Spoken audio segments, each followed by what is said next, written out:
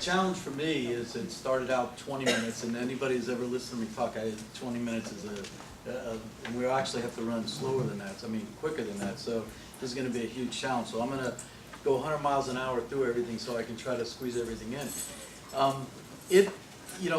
Actually I really enjoyed following Scott, because if you listen to the things he was saying, I wish we'd have had StartUp Florida 10 years ago to hear it at the beginning so we didn't have to learn it the hard way. Because a lot of the things he said, I will go 1,000% in agreement with what ends up making a startup become a very successful company. And so, just as a little personal history, I was born and raised here in Miami, the last gringo family to be here from day one. My grandparents were here back when Flagler Street wasn't even paved yet, believe it or not. I have at home, I have a copy of the 1900 phone book for the city of Miami. It has one page, and the numbers are listed 1 through 33. So it's an amazing thing to do it. And you say 50-year celebration. I remember as a kid when this was Biscayne College, and then became my biggest claim to fame here was that as the Miami Dolphins were training here, we had a great little spot on the back of the fence we could pull up and sneak in and go to the practices. And so as I was coming in the gates today, I was looking around trying to see if that one area was still a little loose. It's tightened up now. It's a lot tougher to sneak in if they came back to practice. So, my history here was, in Miami was from way back. And I've enjoyed growing up. I tell people all the time, when I was a kid growing up in Miami, it was like Tom Sawyer. We would get on our little bikes in the summer and ride off the Masson hammock, and we're gone for the day with a fishing pole and a dollar bill and come back for dinner. And it's tough to think that you can do that today with your 10, 12, 13-year-old kids. So, when I was 25 years at Bell South, when the project at Terramark, I call it a project, came about, where all the carriers around the world said, we need somebody to go build a big facility here in Miami that will take all these submarine fiber cables that come up right here in Miami and create kind of a place where all the carriers can come and interexchange internet traffic and so on. But we need somebody to build this big facility and so on. Now, Manny Medina, our CEO, was bright enough to go ahead and bid on building this building, which he did. And then somewhere in the middle of it decided, I don't want to do real estate anymore as a company. Let's transform this to a technology company. And that's when I came in, and the day I got here, the company had 0 employees in the technology field, and all were real estate. Within a few months, there was no more real estate people, and we were just totally focused on building the NAP downtown in Miami, and then hiring a team and executing on the plan. And it's so everything. I can't even echo how right on everything that Scott said is true. But except I will tell you, what we should be doing is we should write the book for Startup America to be able to write, here's how not to do it. Because if you're smart enough, you'll now go get advice and have mentors and learn how to do it the right way, so that it doesn't take you 8 years to get out of the hole and then finally at the end have a nice run.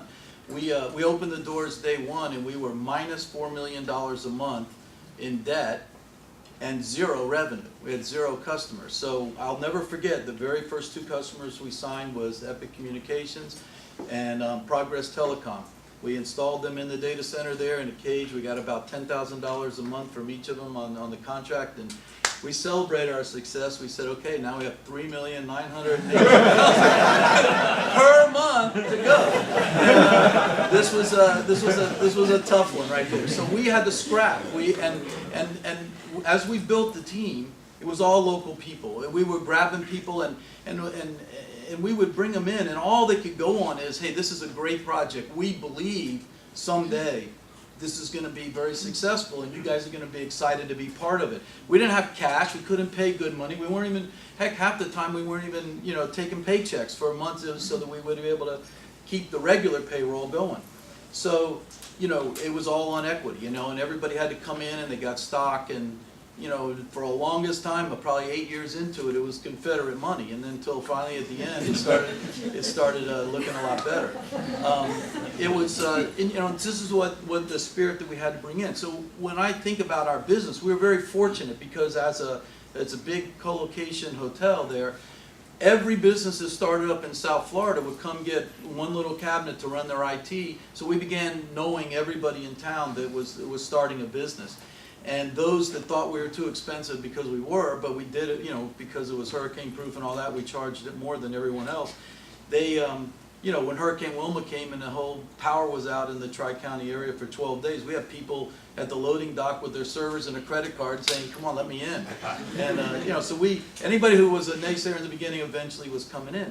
But we, it was through exactly the things that Scott talked about. It was through being able to get the attitude down amongst everybody, and we believed that it had to be all the way through, top to bottom, that nobody wanted to drop because we weren't big enough. We couldn't absorb it. If we had a big problem and it hit the newspapers or anything like that, we could go under in no time.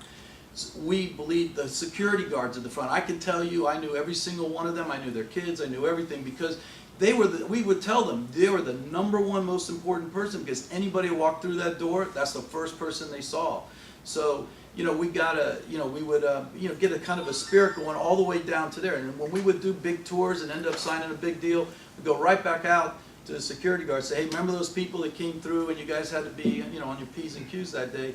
We end up signing the deal," and blah, blah, blah. And so it was great. And everybody had that same attitude.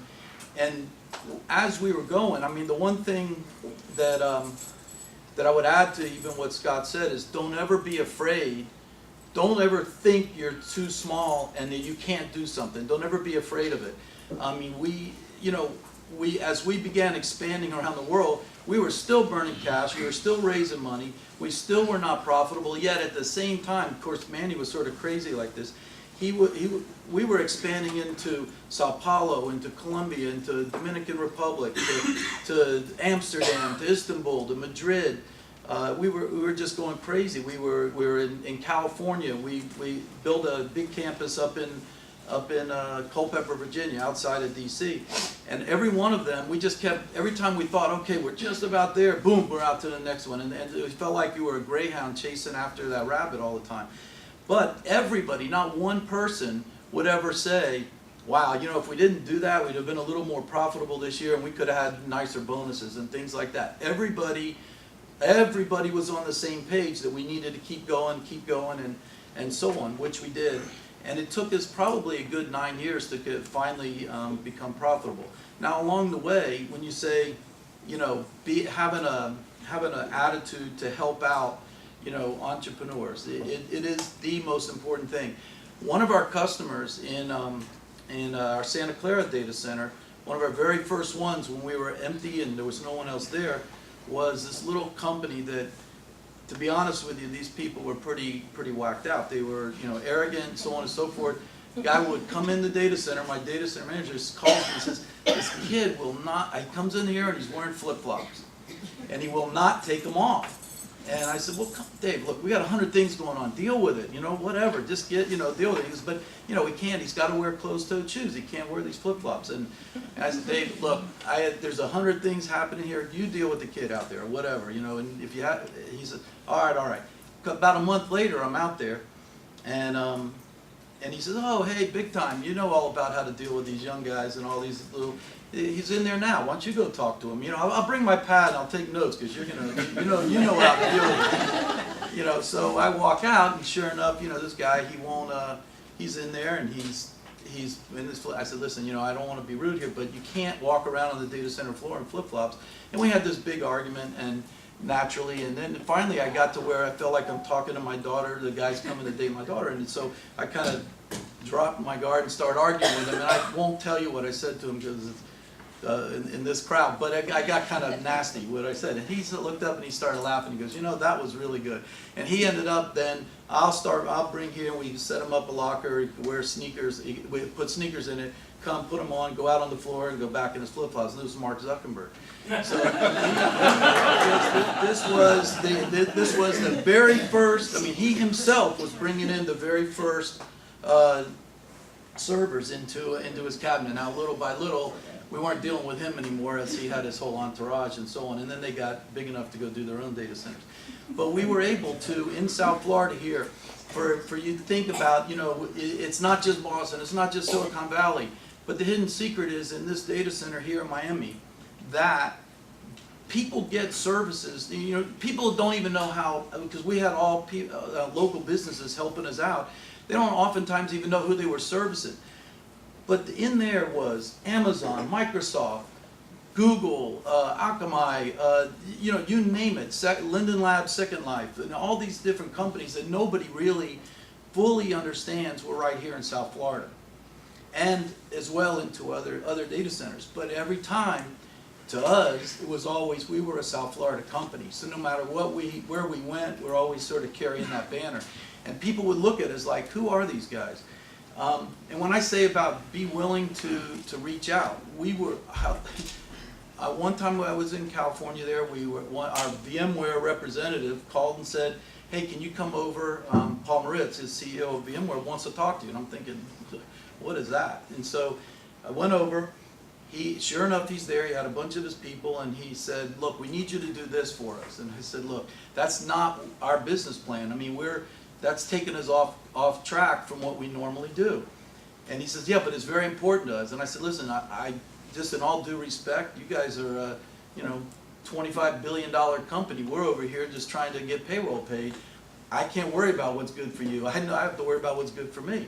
And we went back and forth, and I said, look, and I started feeling like this guy was very, very motivated. So now I'm starting to change my tune. And I said, well, look, if you're willing to put skin in the game, then maybe we could deal with it. And sure enough, we talked, and handshake, bam, there it was, $20 million investment in our company. So they bought 4 million shares at $5 when we were trading at about $4.20 at the time, which then put us into the Russell 2000, which allowed us to get more institutional investors, and it really helped kick us off. Plus, everybody wanted to know, why is VMware investing in this company? Not unlike the people who have invested in Albert and other companies here. So don't be afraid of it. Don't ever think that it can't happen. Don't believe that don't be afraid to belly up to the bar and ask for it and go for it and have the confidence, because as someone said earlier, it's just, you know, it was in a conversation earlier, it's that, you know, when you're making investment decisions, half the time you're investing in the management, not necessarily the technology. It's the management of it. And so if an IBM, an Intel Capital, whoever, a venture firm comes in and says, I'm going to put $5 million, very few times will they be back talking to somebody saying, oh, I put $5 million because this nifty little software. Say, I believe in these people. I think they really can make it. The software is, you know, there's, you know, whatever you invent, it's probably not that much different than somebody else, but it's the management team that everybody wants to invest in. So, you know, my point to you would be to feel very confident about it and so on. I'll leave you a couple little things. I know we're hitting the deadline here, and I could go for the next hour and a half, so as you can probably tell. But, you know, a couple things. You know, I'm a big sports fan, so as things evolved in South Florida, when I was a kid, we were sort of I don't know, I'm going to call it a little bit second-tier city. You know, there was the New Yorks, the Bostons, and LAs and all that, and then Miami was sort of in there. We had tourism, we had this, and we had that. When in 1966, you know, we got the Dolphins. It was our first pro sports franchise.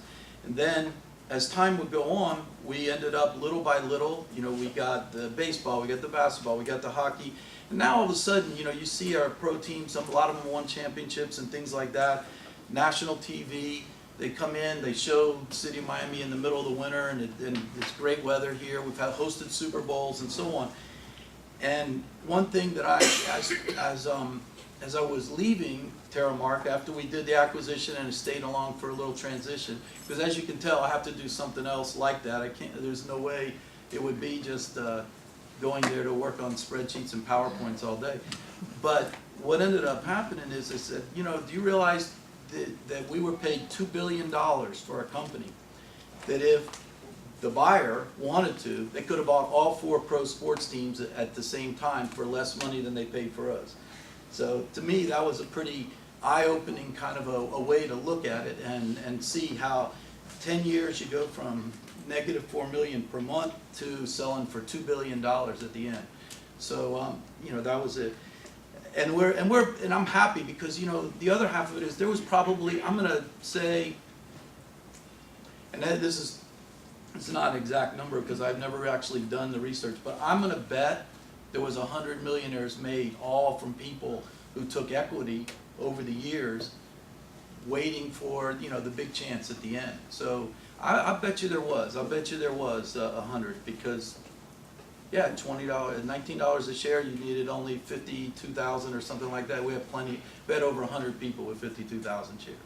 So, you know, it's to me, the success story is more in looking across at hundreds of people who took the chance and you know, just kind of worked through. We were a startup 10 years into it. We were still a startup, and so on. I'll tell you a little quick story. This will be the end of it. So, and it's just a little you know, business kind of lesson. And so there's a husband and wife, and they're in the bedroom, and the wife's coming out of the shower, and the husband's getting ready to go in the shower, and the doorbell rings. And so the wife says, "Well, I'll go get it." She throws a robe on, runs down to answer the front door, and while her husband goes in the shower. The guy at the front door, it's next door neighbor Bob. And Bob answers the door, and she's standing there dripping wet wearing this robe. And he looks at her and he says, "I'll give you $800 to drop that robe right quick." And she's thinking, "I don't know, this is crazy, but you know, $800. So she drops the robe. He hands her the $800. She puts the robe back on. He goes back next door, and she comes walking in. And as she's coming in, the husband's in the shower. And he says, "You know, who was it?" And he goes, "Oh, it's their next door neighbor, Bob." And he hollers out and he goes, "Did he say anything about the $800 he owes me?" So here's the moral of the story for young businesses. It says, keep your shareholders informed on a timely basis of risk and debt issues, and you may be able to alleviate avoidable exposures.